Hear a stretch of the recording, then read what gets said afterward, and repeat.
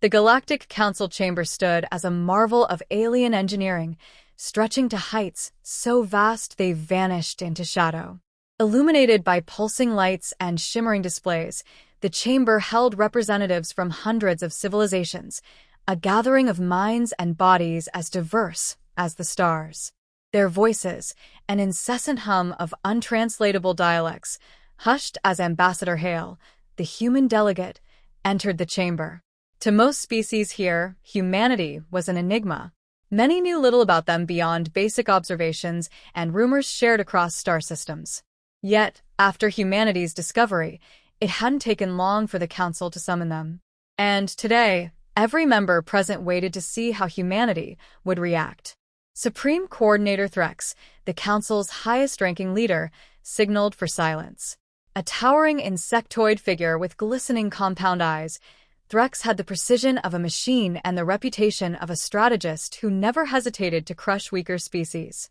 Humanity, he announced in a voice like chittering static, you stand before the Galactic Council today to take your place among us. What you do from here will define your species. Hale, a slender woman with iron-gray hair, nodded respectfully. She had been chosen not just for her diplomatic skill, but for her deep understanding of what humanity could bring to the stars. She began, "Honored Council members, we are grateful for this invitation. Humanity seeks to join you not as conquerors, not as warriors, but as partners in the preservation of peace." A murmur spread through the chamber. Many of the representatives exchanged glances, some amused, others bewildered. Peace? Among the stars, there was no peace. Species rose, clashed, and fell. The concept was as foreign to them as the taste of Terran air. From his podium, Emissary Zaldar, a powerful reptilian warrior with scales glinting in shades of green and bronze, scoffed. "Ambassador Hale, do you claim your species does not have the will to fight?" Hale held her ground. "Not at all, Emissary Zaldar. We know we're all too well. Humanity has fought wars so devastating they reshaped our entire world, left scars on our souls, and forced us to rethink our purpose. We are here to bring understanding and diplomacy, to avoid repeating those mistakes among the stars." Another council member, a small but fierce amphibian with spiny skin, laughed outright. "Do you hear this, Threx? Humans come to the stars afraid of war." Threx's eyes narrowed as he examined Hale, his mind racing. A species that resisted war? That rejected the very idea of it? What could possibly drive such a species to survive? "Ambassador," he said coldly, "understand that to exist in this galaxy is to understand the inevitability of conflict. Those who lack the courage to fight lack the right to survive." Hale's gaze swept the chamber. "We are not afraid to defend ourselves, Supreme Coordinator. But we have learned that survival at any cost can make a species its own worst enemy. This council is a chance to evolve beyond that." Silence filled the hall as the alien representatives struggled to process her words. Some sensed weakness, while others glimpsed something they couldn't define, an unspoken strength, perhaps rooted not in dominance, but in restraint. Then Zaldar rose. "Words are cheap, human. Show us what you're made of. Prove that your fear isn't just cowardice." Hale's voice was low, firm. "It's not fear, it's wisdom." And with that, the challenge was set. The battle arena loomed ahead, an immense, circular complex carved from stone and steel, its walls lined with weapons and relics from countless species' past victories. Here, the Galactic Council settled disputes, judged new members, and tested any species that dared to question their ways. Today, humanity would be the subject of its merciless gaze. Ambassador Hale stood at the edge of the arena's center platform, her stance unwavering, though she sensed the weight of thousands of alien eyes watching from the tiered seats surrounding her. Beside her stood Commander Egan, a human military officer, chosen for his expertise in strategic operations. With his calm demeanor and steely resolve, Egan was a stark reminder of humanity's capacity for war, though he would wield no weapon here today. From the opposite side of the platform, Supreme Coordinator Threx addressed the assembly, his voice resonating through the arena. "Today, we test the worth of humanity. You claim to fear war, yet without courage and strength, there is no survival among the stars. Will you fight, or will you fall? Hale stepped forward, her voice clear and measured. Honorable members of the council, we accept this challenge, but I propose an alternative demonstration. Humanity does not seek to prove its strength through bloodshed, but through intellect and strategy. Allow us a simulation, a contest of minds, not of death. The crowd murmured in confusion and amusement. Zaldar, the reptilian emissary, hissed in disdain. A contest of minds? Is this how humans avoid true conflict? We expected more. His golden eyes gleamed with scorn as he addressed the crowd. Let them have their game. If they prove weak, the council's decision will be final. The arena dimmed, and holographic projectors flickered to life, casting a virtual battlefield around Hale and Egan. The scene shifted and twisted, forming a dense jungle, its shadows alive with simulated alien combatants, beasts with glistening fangs, and mechanical sentries patrolling the outskirts. The test had begun. Commander Egan surveyed the surroundings, calculating swiftly. The key here is to avoid unnecessary engagements. We don't need to eliminate threats, just to outmaneuver them. Hale nodded in agreement, and together they moved through the jungle with calculated precision, avoiding open paths, slipping between trees, and evading simulated ambushes through timing and caution. As they navigated the terrain, the crowd's initial laughter and jeers faded into an intense silence. Council psychologist Ithri, watching from the stands, took note of humanity's unconventional tactics. They weren't reckless. They weren't weak. They moved with purpose, dodging direct confrontations, finding routes that avoided conflict yet brought them steadily closer to their objective, a glowing beacon in the heart of the jungle. At one point, a simulated patrol crossed their path. Egan signaled for Hale to stay low, then used a diversion to draw the patrol away, slipping past them without a sound. The crowd watched, astonished by the display of precision. Ithri marveled at how they avoided conflict not out of fear, but through disciplined strategy. Finally, as they reached the beacon, the simulation ended. The jungle faded, and the arena returned to its dark, metallic emptiness. Hale and Egan stood, untouched, their expressions calm. Threx's gaze was unreadable, but a glint of respect shone in Ithri's eyes. Zaldar sneered but said nothing, his challenge met in a way he hadn't anticipated. Stepping forward, Hale addressed the council. We don't fight without purpose. Humanity seeks survival without needless loss, something our species has paid dearly to learn. The council sat in stunned silence. Humanity had shown not weakness, but a new kind of strength. The council library of conquest was vast, a labyrinth of holographic archives chronicling centuries of victories, invasions, and vanquished worlds. Each section celebrated a species' triumphs, a testament to their worth as members of the Galactic Council. Yet, as Ambassador Hale stood within this hallowed hall, she could feel the council members' disdainful gazes upon her. Alongside her, the council historian Atar, an elder with deep-set eyes and a frame resembling gnarled roots, watched her with cautious curiosity. To Atar, a species' value lay in the wars they had won, the planets they had conquered. And yet here stood Hale, the human ambassador, defying that very belief. Nearby, Karnak, a hardened alien general, radiated skepticism. He had endured countless battles, his skin marked by deep scars, each a badge of honor. Ambassador Hale, Atar intoned, his voice crackling, you say humanity does not wish to engage in the Council's wars. Yet here you stand, claiming a place among us. Explain how your people earned that right. Hale turned to the gathered aliens, her face resolute. To understand our stance, you must understand where we come from. I want to show you Earth's history, not our victories, but our scars. With a gesture, she brought up a holographic display, the images raw, visceral, yet woven with history. The first images showed World War I. Soldiers in trenches, poison gas choking the air, barren lands marred by barbed wire. The alien council members flinched at the scenes of trench warfare, the desperation in human eyes, the horror of battles fought for inches of ground. This, Hale began, was one of our first global wars. Millions died, and for what? Ideals, territory, power. It left a wound on our world that never healed. She shifted to World War II. The scenes grew darker, cities reduced to ash, fields covered in the dead, camps filled with human suffering.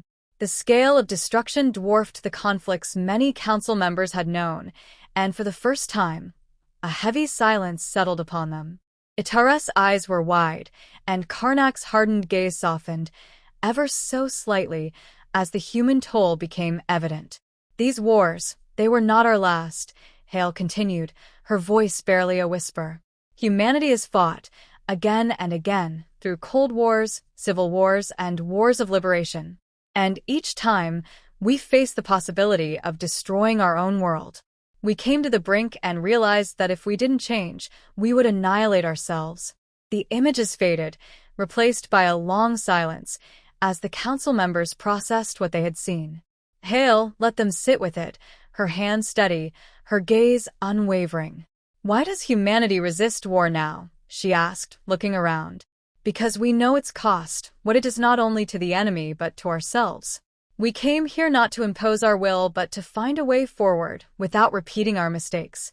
Karnak finally spoke, his tone grim, but with a newfound respect. "You have known war far more than we assumed. And yet, you choose restraint." "Yes," Hale replied firmly. "War made us stronger, but it also taught us our limits. We are here to offer something else, a chance to avoid those mistakes across the galaxy." Itar nodded slowly, respect in his gaze. This was not cowardice, but a hard-won wisdom. Yet Supreme Coordinator Threx, standing apart, scoffed. "If humans cannot fight, then what place do they have in this galaxy?" Hale's response was quiet, yet it echoed across the chamber. "Our place is not to fight when diplomacy can save lives. But do not mistake our restraint for weakness. If conflict is necessary, humanity will stand, not for conquest, but for peace." And in that moment, for the first time, the Council glimpsed the power of a species shaped not just by war, but by the resolve to transcend it. The Galactic Council chamber was alive with tension. Voices clashed, echoing from the high stone walls and reverberating across the packed tiers of alien representatives. The Council had convened again, not for trial or ritual, but to make a final decision about humanity's place in the galaxy. On one side, voices hailed humanity's uniqueness. On the other, scorned it as weakness. And at the heart of it all stood Ambassador Hale, calm and resolute. Supreme Coordinator Threx rose from his podium, his compound eyes fixed on Hale. "Enough talk of restraint and history, Ambassador," he sneered, his voice a cold rasp. "The Council exists to ensure strength, unity, and dominance. A species unwilling to fight has no place here. Humanity's philosophy is a liability, one that will tear this council apart." Hale met his gaze without flinching. "Supreme Coordinator, it's precisely that thinking, the glorification of conquest, that has cost our world so dearly. If you believe strength alone will secure the future, then we are doomed to repeat every mistake my people learned to avoid." At this, Emissary Zaldar, his scales glinting in the chamber's light, growled from his seat. "You speak of mistakes, yet your reluctance to join our battles speaks volumes of your weakness. How will you respond if another species threatens your survival? Will you surrender?" "No," Hale replied, her voice steady but steely. "But we'll approach conflict only as a last resort, not as a sport or a rite of passage." She looked around, meeting the gaze of the gathered representatives. "I stand here to propose a different approach. We call it the Intergalactic Peace Corps, a diplomatic force, not to enforce war, but to prevent it. Together, we can create something this galaxy has never seen, a coalition of species who believe that survival doesn't require slaughter." The room fell silent. Some of the less aggressive species, diplomats from the Narani, the Frax, and the Eldori, whispered among themselves, intrigued by the possibility. But Threx's mandibles clicked in frustration. "Idealistic nonsense," he spat. "There is no place for peace among the stars." The voice that broke the silence was unexpected. Council psychologist A3, who had observed Hale and Egan's test in the arena, rose slowly. Supreme Coordinator, with respect, I believe humanity offers something we cannot afford to ignore. They have endured cycles of destruction and emerged with a perspective that challenges us. We can benefit from a species that views conflict not as destiny, but as a choice.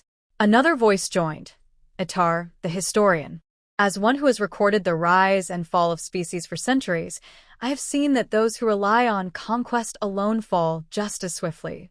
Humanity may very well hold the balance we lack. As murmurs spread, Hale seized the moment. Strength should not be measured solely in combat but in endurance, adaptability, and the ability to find unity without dominance. This is our strength, a strength we offer to the Council. For a tense moment, Threx scanned the assembly, realizing the shift in sentiment. His mandibles tightened in a grimace, but he knew he could not silence the growing support.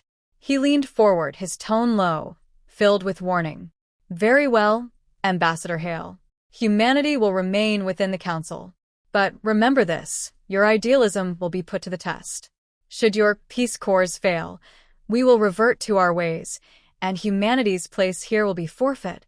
As she stood, a faint ripple of approval moved through the assembly. And as the session adjourned, humanity's message lingered in the air, that perhaps, in the vastness of space, there was a new path forward, one guided not by fear, but by the strength to seek peace over war. The briefing room aboard the newly commissioned intergalactic Peace Corps ship, Unity, buzzed with anticipation. Ambassador Hale stood at the front, looking over the diverse team gathered before her. Humans and aliens, diplomats and strategists, each carefully chosen for humanity's first true diplomatic mission under the Council's watchful gaze. This mission would prove whether humanity's vision of peace could stand up to the galaxy's unyielding reality. Commander Egan, standing beside Hale, was reading the mission details projected before him. Reports of an escalating dispute between two neighboring species, the Dralvians and the Icthari.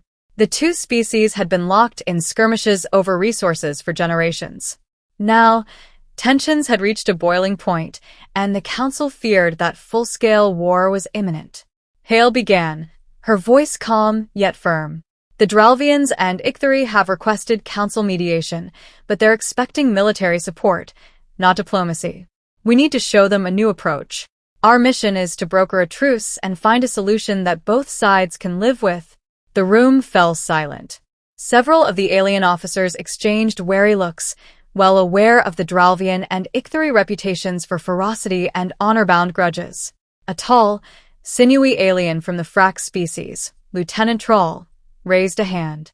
Ambassador, with respect, the Dralvians and Icthari have long histories of fighting for their resources. Why would they accept peace now? Hale nodded, prepared for the question. That's where we come in. We're not here to impose peace, but to show them the benefits of stability and cooperation. If we can offer a fair compromise and build trust, there's a chance they'll choose to work together instead of against each other.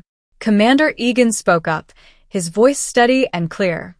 Our role is to observe, understand their motivations, and find an agreement they can respect without feeling their pride or honor is compromised. But be prepared. This won't be easy.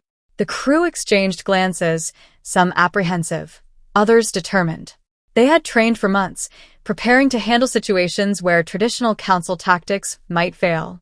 This was their chance to prove the Peace Corps could provide a real alternative. Hours later, Unity landed on an asteroid serving as neutral ground between Dralvian and Icthari territory. The barren landscape was a sharp contrast to the tense, simmering hostility between the two factions' representatives. The Dralvian envoy, a hulking figure covered in sharp, bony protrusions, glared across the negotiation table at the slender, scaled Icthari ambassador, his forked tongue flickering in and out. Hale began the talks by acknowledging both species' grievances, carefully addressing each point without taking sides. We understand the pain these disputes have caused both your people. But instead of sacrificing more lives, there's a way to turn this territory into a mutual asset, one that benefits both sides. The Dralvian representative sneered. Why should we trust each other after centuries of bloodshed? Hale met his gaze with calm resolve. Because you're both facing mounting costs, more than either side can bear alone. Working together would mean sharing the resources and the responsibility while preserving both your people's strength. Hours passed as arguments flared and tempers rose. But Hale and her team held firm, steering the talks back to cooperation each time tempers flared. Eventually, the Dralvian envoy leaned back, exhaling heavily, his resistance visibly worn down. If the Icthri agree, we will consider a truce. When the Icthri envoy nodded, the room fell silent, a silence that hinted at hope. Back aboard Unity, the crew celebrated their success quietly, knowing this was only the beginning. Humanity's Peace Corps had taken its first step, proving that peace was possible, even in a galaxy governed by war. The success of the mission with the Dralvians and Icthri spread quickly through the Council. Word of the Peace Corps' accomplishments sparked both admiration and scrutiny across the galaxy. Humanity had demonstrated that peace could be a viable option, even if fragile.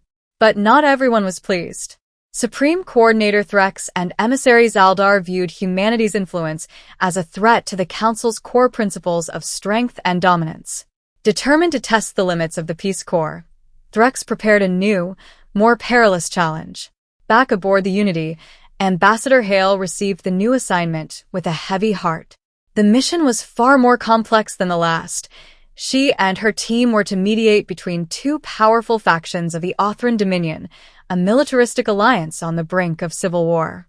The Othran factions, bitter rivals divided by political and ideological schisms, had little interest in peace and saw diplomacy as a weakness. Yet, they reluctantly accepted the Council's directive to attempt negotiation. As Hale briefed her team, Commander Egan's expression was tense. The Othran Dominion respects only one thing: strength. They're not like the Dralvians or Icthri. If they sense even a hint of weakness, they'll walk out, maybe even turn hostile. Hale nodded, fully aware of the risks. That's why this mission requires a different approach. We'll need to use their respect for strength in a way they can understand, without compromising our principles. When Unity arrived in the Othran star system, they were escorted to a massive battle station, flanked by warships bristling with weaponry. Inside, the atmosphere was taut with aggression. The two Othran leaders, High Marshal Krav and Chancellor Varek, awaited them in a grand but intimidating hall, lined with armed guards and adorned with displays of past conquests. High Marshal Krav, a towering figure clad in spiked armor, eyed Hale and her team with disdain. You bring us here to talk of peace, yet you offer nothing but words. Do you think we are so weak as to compromise? Hale met his gaze without flinching. We understand that the Othran Dominion values power. That's why we believe you should avoid draining your resources on a civil war when there's another way. Divided, you weaken yourselves against outside threats. United, your strength is preserved and focused. Chancellor Varek, lean and calculating, narrowed his eyes. And why should we listen to outsiders, especially those who do not understand the strength of the Dominion? Hale's voice remained steady. Because humanity has learned firsthand the cost of endless conflict. We've nearly destroyed ourselves by clinging to power and pride. Peace is not weakness. It's survival, a way to grow stronger by protecting what you already hold. Krav scowled, his eyes flickering with interest despite his hostility. You mean to tell us that peace preserved your species? Commander Egan stepped forward, speaking with calm authority. Yes. And it made us resilient. Humanity survived by finding unity and redirecting its energy away from destruction. That unity brought us here. The room fell silent as Krav and Varek exchanged glances. The High Marshal, clearly struggling with the concept, finally grunted. Very well, outsiders. We'll consider your words. But if you fail, there will be no second chance. Back in the council chamber, Threx watched the reports with a cold glare. Hale's success wasn't just a victory for humanity, it was a direct challenge to his ideals. His mandibles tightened as he realized humanity was not just surviving, they were reshaping the very fabric of the council itself.